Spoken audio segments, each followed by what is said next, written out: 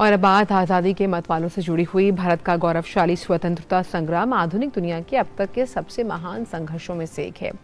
स्वतंत्रता की गाथा के आज के संस्करण में हम स्वतंत्रता सेनानी पन्नमपिल्ली गोविंदा मेनन को उनकी पुण्यतिथि पर याद कर रहे हैं।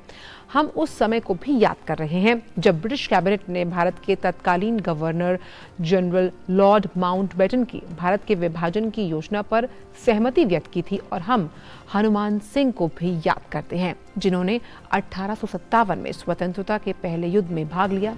डालते हैं आजादी के इस भावपूर्ण सफर पर एक नजर।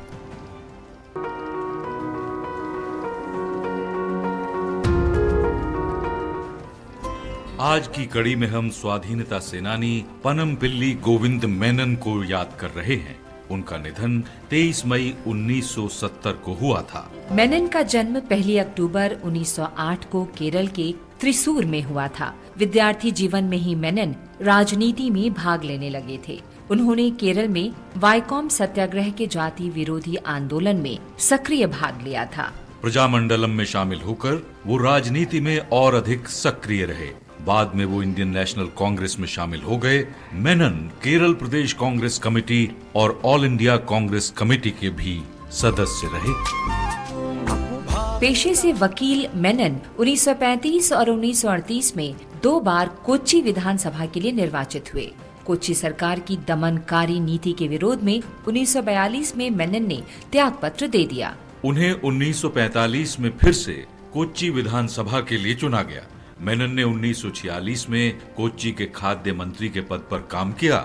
वो 1947 में प्रांत के मुख्यमंत्री बने।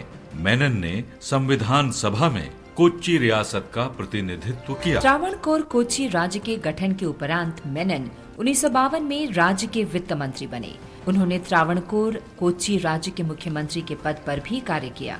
वो 1962 में लोकसभा के लिए निर्वाचित हुए और खाद्य, कृषि, सामुदायिक विकास और सहयोग मंत्रालय का कामकाज संभाला। मेनन 1967 में रेल मंत्री, कानून मंत्री और समाज कल्याण मंत्री भी रहे। मेनन ने सार्वजनिक कार्यों में विविध प्रकार की भूमिका निभाई। उन्हें वंचित वर्गों के हिमायती के रूप में जाना जाता है। वे शिक्षकों की स्थिति में सुधार के लिए जाने जाते हैं। उन्होंने विभिन्न अंतर्राष्ट्रीय सम्मेलनों में भारत का प्रतिनिधित्व किया। वो जीवन भर राष्ट्र की सेवा करते रहे। महान राष्ट्रवादी पन्नमपिल्ली गोविंद मेनन को हमारा नमन। 23 मई 1947 को ब्रिटिश कैबिनेट ने गवर्नर जनरल माउंटबेटन की भारत विभाजन नीति को पारित कर दिया। इस नीति के तहत 2 नए राष्ट्र भारत और पाकिस्तान बनाने का प्रस्ताव था। रियासतें दोनों अधिराज्यों में से किसी में भी मिलने को स्वतंत्र थी। रियासतों के पास किसी भी अधिराज्य में शामिल न होकर स्वतंत्र रहने का विकल्प भी था। भारतीय नेताओं ने इस योजना का विरोध किया क्योंकि उन्हें महसूस हुआ कि इससे भारत की एकता और संप्रभुता को खतरा था। हम आज हनुमान सिंह को भी याद कर रहे हैं। उन्होंने 1857 में भारत के प्रथम स्वतंत्रता संग्राम में भाग लिया था। शुरू में Hanuman Singh British east India की सेना में नौकरी करते थे, लेकिन बाद में नौकरी छोड़कर वे स्वतंत्रता सेनानियों के साथ शामिल हो गए। उन्होंने विभिन्न अवसरों पर अंग्रेजों से लोहा लिया और सहयोगी सेनानियों की आर्थिक सहायता भी की। बाद में ईस्ट इंडिया कंपनी की सेना ने हनुमान सिंह को गिरफ्तार कर लिया और अंग्रेजों से राजद्रोह करने का मुकदमा उन पर चलाया।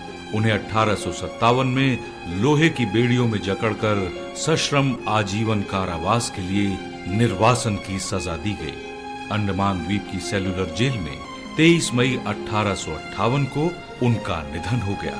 मां भारती के महान सपूत हनुमान सिंह को हमारा शत शत नमन।